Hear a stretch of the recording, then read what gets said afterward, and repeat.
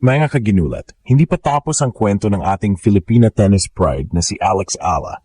Matapos niyang mag-ukit ng kasaysayan sa Guadalajara 125 Open kung saan nasungkit niya ang kanyang kauna-unahang WTA title, agad siyang sasabak muli. This time sa mas mataas na antas, ang São Paulo Open, isang WTA 250 tournament na magsisimula ngayong September 8 hanggang 14 sa Brazil. At hindi lang basta kasali si Alex, number 3 seed agad siya sa event na ito. Ibig sabihin, isa siya sa mga inaasahang title contenders sa torneo na unang beses ginanap sa São Paulo matapos ang 25th taon ng pagkawala ng WTA tennis sa siyudad.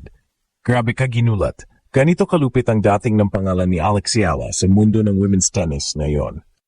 Matapos ang kanyang matagumpay na kampanya sa Mexico, tinalo niya ang Hungary's Pana Udvardy sa isang epic comeback, 1-6, 7-5, 6-3. Dala niya ngayon ang momentum papunta sa Brazil. Ang kanyang unang laban ay kontra isang qualifier, kaya't may malaking tsansa siyang mag-build agad ng confidence at momentum para sa mas mabibigat na laban sa susunod na rounds. Pero hindi magiging madali ang landas ni Alex. Nandiyan ang world na. 22 Beatriz Haddad Maia, pride ng Brazil at top seed ng torneo.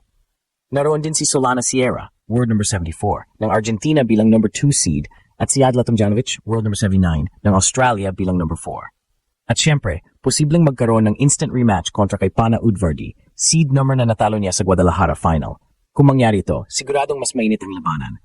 Ang panalo ni Alex sa Guadalajara ay nag-angat sa kanya sa WTA World Number 61 ranking, at kung makakapasok siya deep into the São Paulo tournament, posibleng maabot na niya ang top 50. Isang milestone na bihira, halos imposibleng marating ng isang Pinay sa international Mga kababayan, sa tuwing pumapasok si Alex sa court, hindi lang siya naglalaro para sa sarili niya, dala niya ang bandera ng Pilipinas. At ngayon, may pagkakataon tayong muling masaksihan ang isang sunod na championship run. Tanong, tuloy-tuloy na kaya ang kanyang fairy tale season? Solid ang momentum na dala ni Alex Al matapos ang kanyang makasaysayang panalo sa Guadalajara 125 Open at ngayon ay bagong hamon naman ang kanyang hinaharap.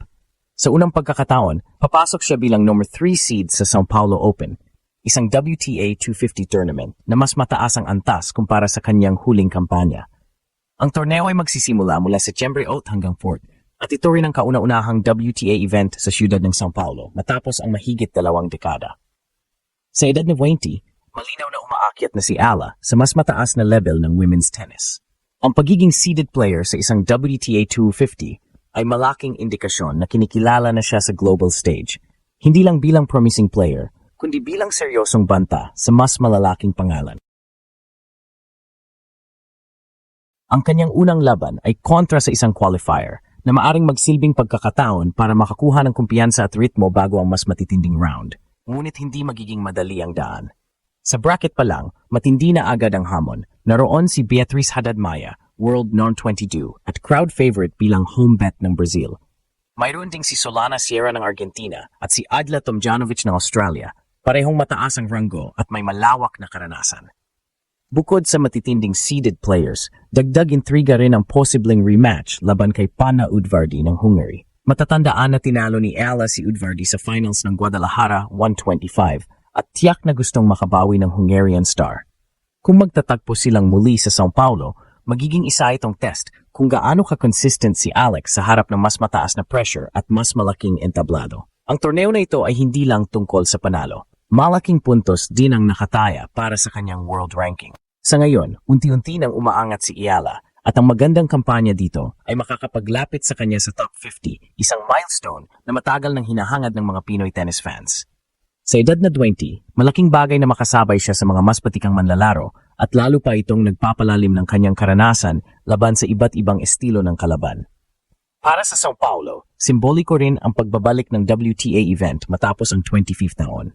At sa pagkakataong ito, si Alex Ala mismo ang magiging sentro ng atensyon bilang isa sa top seeds na pwedeng magbigay ng bagong kuwento at bagong mukha sa women's tennis sa South America.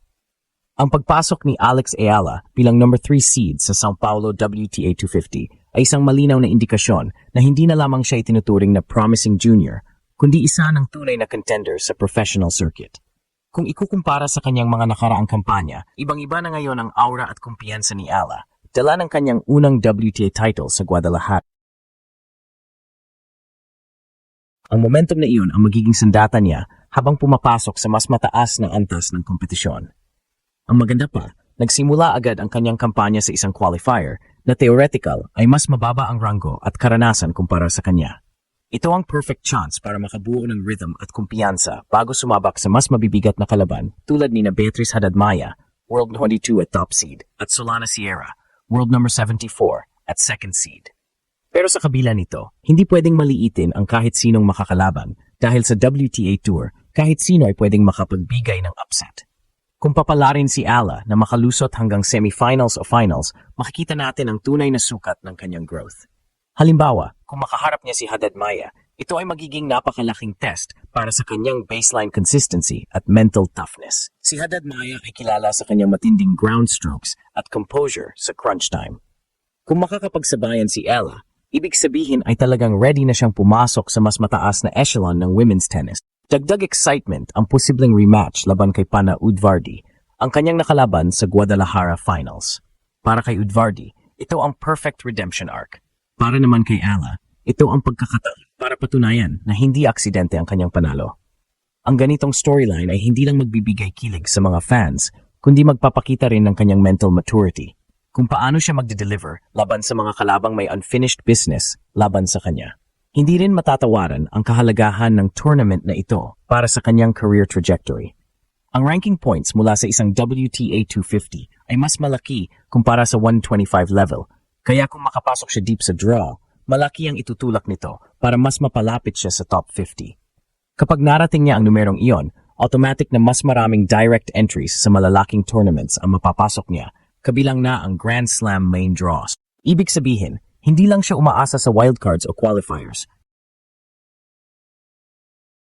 kundi diretsong nakakapaglaro sa pinakamalaking entablado ng tennis.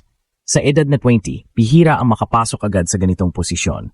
Karamihan ng kanyang mga kaedad ay nasa lower tier pa, naghahanap ng tsansa sa ITF circuit.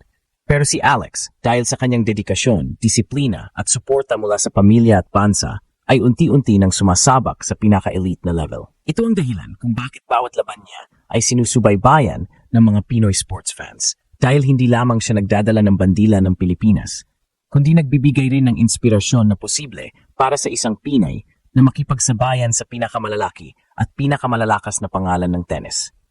Kung magtutuloy-tuloy ang kanyang form sa São Paulo, hindi malayong masundan agad ang kanyang Guadalajara triumph ng isa pang championship run. At kung mangyayari iyon, siguradong lalong lalaki ang hype at expectations kay Alex Ala, isang batang Pinay na unti-unting nagiging global tennis star.